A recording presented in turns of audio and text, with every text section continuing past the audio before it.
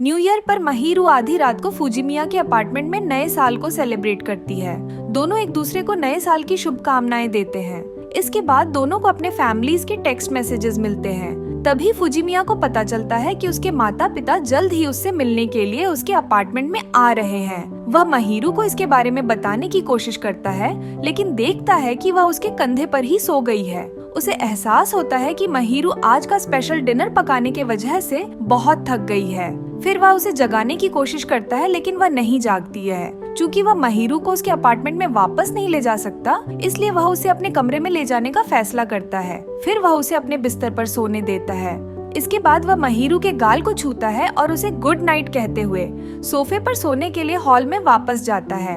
अगली सुबह जब वह अपने कमरे में लौटता है तो वह देखता है कि महिरू अभी भी सो रही है। जब वह उसे उठाता है तो वह स्वाभाविक रूप से शर्मिंदा महसूस करती है। फिर महिरू खुलासा करती है कि जब वह उसके गालों को छू रहा था तो वह जाग रही थी और देखना चाहती थी कि वह क्या करेगा। फुजिमिया यह सुनकर काफी हैरान हो जाता है। कुछ दिनों बाद फुजिमिया के पेरेंट्स उससे मिलने के लिए उसके अपार्टमेंट में आते हैं। महिरू फुजिमिया के अपार्टमेंट में उनका इंतजार कर रही है ताकि वह उनसे मिल सके। वे फुजिमिया का इतनी अच्छी तरह से देखभाल करने के लिए महिरू को थैंक्स कहते हैं। हालांकि महिरू का कहना है कि फुजिमिया ने भी उसका अच्छे से ख्याल रखा है।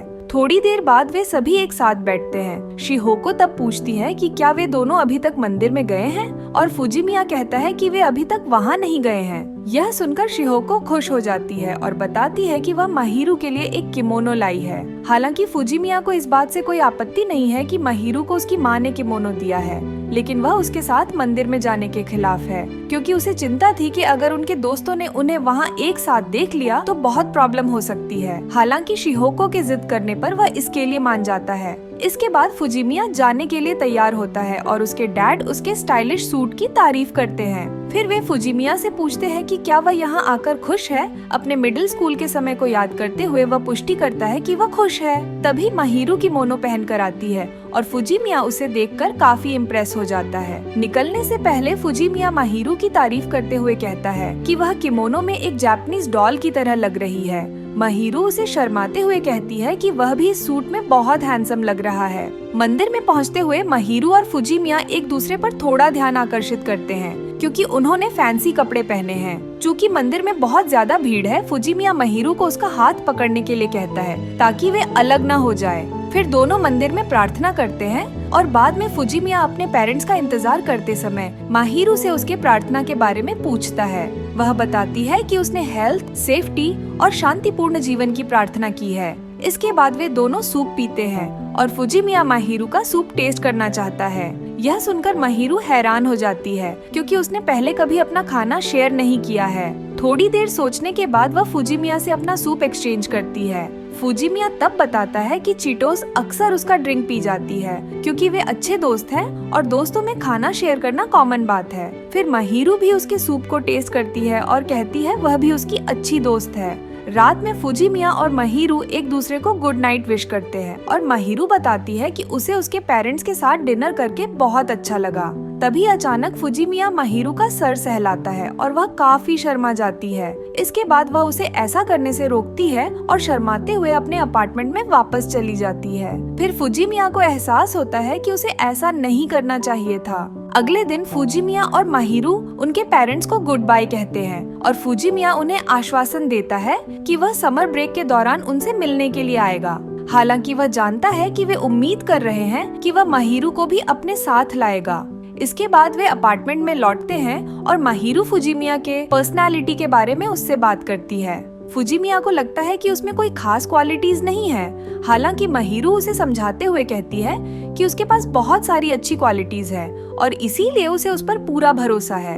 अगले दिन स्कूल में एक अफवाह फैली हुई है कि महिरू का अब कोई बॉयफ्रेंड है, क्योंकि कई स्टूडेंट्स ने न्यू ईयर्स ईव पर महिरू को एक हैंडसम लड़के के साथ मंदिर में घूमते हुए देखा था। सौभाग्य से किसी ने भी फुजिमिया को उस गेटअप में नहीं पहचाना, इसलिए उन्हें नहीं पता कि वह रहस्यमय लड़का कौन था।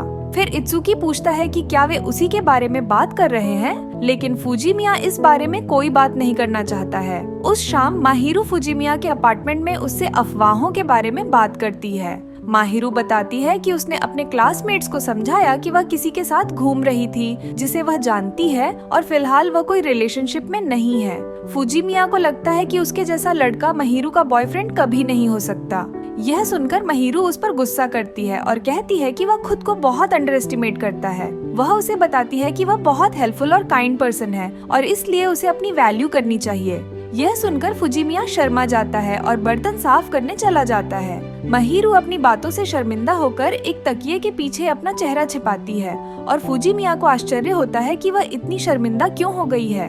अगले दिन चिटोस फुजीमिया के अपार्टमेंट में जाती है और उससे वैलेंटाइंस डे के प्लान के बारे में पूछती है। फुजीमिया वैलेंटाइंस डे सेलिब्रेट करने की तुलना में एग्जाम्स के बारे में अधिक चिंतित है। उसे यह अजीब लगता है कि उसने माहिरू की ओर अभी तक कोई कदम नहीं उठाया है, लेकिन फुजीमिया का कहना है कि उनके बीच ऐसा कुछ नहीं है और वे सिर्फ अच्छे दोस्त हैं। हालांकि फुजीमिया वास्तव में माहिरू के करीब आना चाहता है, लेकिन उसे डर है कि वह ऐसा नहीं चाहती है। फिर चिटोस बताती है कि वह इत्सुकी को चॉकलेट्स देने के बारे में सोच रही है, जैसा कि वह उसे मिडिल स्कूल में दिया करती थी, लेकिन इस बार वह कुछ स्पेशल करना चाहती है। हालांकि फुजीमिया उसे कोई भी सजेशन नहीं दे पाता क्योंकि माहिरू भी वहाँ मौजूद है। फिर चिटोस फुजीमिया से पूछती है कि उसे किस तरह की चॉकलेट्स पसंद है, क्योंकि वह उसे भी चॉकलेट्स देना चाहती है। वह जवाब देता है कि उसे थोड़ा कम मीठा पसंद है। इसके बाद वह माहिरू से पूछती है कि क्या वह वैलेंटाइंस डे पर किसी को चॉकलेट्स देने वाली है। तब माहिरू बताती है कि वह केवल अपने क्लासमेट्स को चॉकलेट्स देगी और यह भी वादा करती है कि वह चिटोस को भी चॉकलेट्स देगी। चिटोस ये सुनकर खुश हो जाती है। वैलेंटाइंस डे के दिन स्कूल में सारी लड़कियां यूटा को ढेर सारे चॉकलेट्स देती हैं। इस बीच इत्सुकी यूटा की पॉपुलैरिटी के बारे में फुजीमिया से बात करता है। इत्सुकी फिर बताता है चिटोस ने उसके लिए रशियन चॉकलेट्स बनाया है और उसने इसमें वसाबी और काली मिर्च भी डाली है। इसके बाद चिटोस फुजीमिया को रशियन चॉकलेट्स देती है और बताती है कि इनमें स्पेशल मसाले हैं जो पैलेट क्लींजर की तरह काम करेंगे। घर जाने से पहले फुजीमिया यूटा को अपना कैरी बैग देता है ताकि वह अपने सभी चॉकलेट्स को आसानी से घर ले जा सके। उस शाम फुजीमिया चिटोस के दिए हुए चॉकलेट्स में से एक को खाता है, लेकिन उसका स्वाद काफी मसालेदार है। फिर माहिरू फुजीमिया को हॉट चॉकलेट देती है और वह उससे पूछता है कि क्या उसने वैलेंटाइंस डे के कारण इसे बनाया है। वह इसकी पुष्टि करते हुए अपना सिर हिलाती है। इसके बाद वह किसी कारण से शर्मिंदा होकर एक तकिए के पीछे अपना चेहरा छिपा लेती है। जब फुजीमिया पूछता है कि क्या बात है, तो वह अचानक शर्माते हुए अपने अपार्टमेंट में वापस चली जाती है। वह उसके पीछे जाता है और उसे दरवाजे पर एक बैग मिलता है जो माहिरू की ओर से फुजीमिया के लिए वैलेंटाइंस डे का प्रेजेंट है। जब वह बॉक्स को खोलता है तो उसे ऑरेंज फ्लेवर के चॉकलेट्स मिलते हैं क्योंकि उसे थोड़ा कम मीठा पसंद है। फुजीमिया को तब एहसास होता है कि यही वजह है कि माहिरू इतनी शर्मा रही थी। फिर वह एक चॉकलेट खाता है और उसे यह बहुत पसंद आता है। अगले दिन स्कूल में यूटा फुजीमिया को दूसरे दिन उसकी मदद करने के लिए थैंक्स कहता है। यह देखकर उसके क्लास की लड़कियां काफी आश्चर्यचकित होती हैं। फिर इत्सुकी फुजीमिया को बताता है कि एक दिन वह चिटोस से शादी करेगा। हालांकि उसके डैड ने अभी तक उसे शादी के लिए अप्रूवल नहीं दी है, लेकिन समय के साथ वे मान जाएंगे। इसके बाद वह फुजीमिया को माहिरू के साथ रिलेशनशिप को आगे बढ़ाने की सलाह देता है, लेकिन फुजीमिया इसके लिए बिल्कुल सहमत नहीं है और कहता है कि उनके बीच ऐसा कभी नहीं होगा।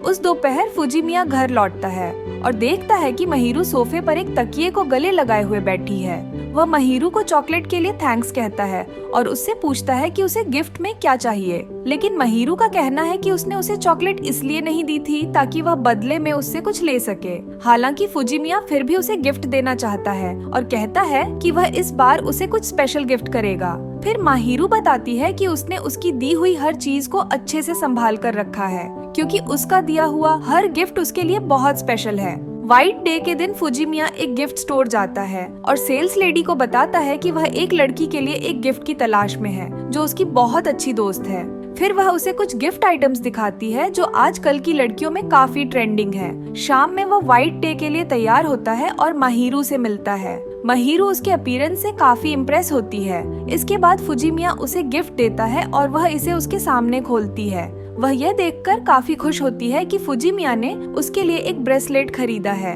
फिर वह नोटिस करती है कि बैग में एक लिफाफा है। जब वह इसे खोलती है तो उसे एक एनीथिंग यू वांट कूपन मिलती है। फुजीमिया फिर बताता है कि ये उसने इसलिए दिया है कि अगर उसे ब्रेसलेट पसंद नहीं आता तो वह कुछ और भी ले सकती है। हालांकि महिरू को वास्तव में ब्रेसलेट बहुत पसंद आता है और वह फुजीमिया को इसे पहनने में मदद करने के लिए कहती है। महिरू उसे ब्रेसलेट के लिए थैंक्स कहती है और फुजीमिया नोटिस करता है कि वह कितनी सुंदर लग रही है। अगले दिन फास्ट फूड रेस्टोरेंट में फुजीमिया अपने व्हाइट डे के एक्सपीरियंस के बारे में इत्सुकी से बात करता है। इत्सुकी को लगता है कि फुजीमिया धीरे धीरे महिरू के लिए फीलिंग्स विकसित कर रहा है। इसके बाद फुजीमिया अपने अपार्टमेंट में लौटता है जहां महिरू उसे ग्रीट करती है और उसे लगता है कि वह उसकी यंग वाइफ की तरह है। फुजीमिया फिर बताता है कि वह इत्सुकी के साथ फ्राइज खाकर आया है। महिरू का कहना है कि बाहर का अनहेल्थी खाना खाने से उसकी भूख खराब हो सकती है और उसका वजन भी बढ़ जाएगा। हालांकि फुजीमिया कहता है कि उसके मुकाबले वह काफी हेल्थी है। फिर वह महिरू की कलाई को पकड़ता है और कहता है कि वह कितनी पतली है, लेकिन तभी उसे महसूस होता है कि महिरू को किसी द्वारा छुआ जाना पसंद नहीं है। आश्चर्य की बात यह है कि महिरू उसका बिल्कुल भी बुरा नहीं मानती है और कहती है कि वह केवल दूसरों लड़कों का छूना पसंद नहीं करती है। तभी फुजीमिया देखता है कि महिरू ने ब्रेसलेट नहीं पहना है। वह बताती है कि घर के काम करते समय वह इसे खोलकर रख देती है ताकि यह जल्दी खराब ना हो। इसलिए वह यह सुनिश्चित करना चाहती है कि यह लंबे समय तक सुरक्षित रहे। फिर फुजीमिया चेंज करने के लिए अपने कमरे में जाता है, लेकिन मन ही मन सोचता है कि महिरू वास्तव में उसकी यंग वाइफ की तरह है। इस वीडियो का अगला पार्ट देखने के लिए डिस्क्रिप्शन में दी गई लिंक पर क्लिक करें। वीडियो देखने के लिए आप सभी का धन्यवाद। अगर आपको यह वीडियो पसंद आया है तो वीडियो को लाइक और शेयर करें और ऐसी वीडियोस देखने के लिए मेरे चैनल को सब्सक्राइब करें।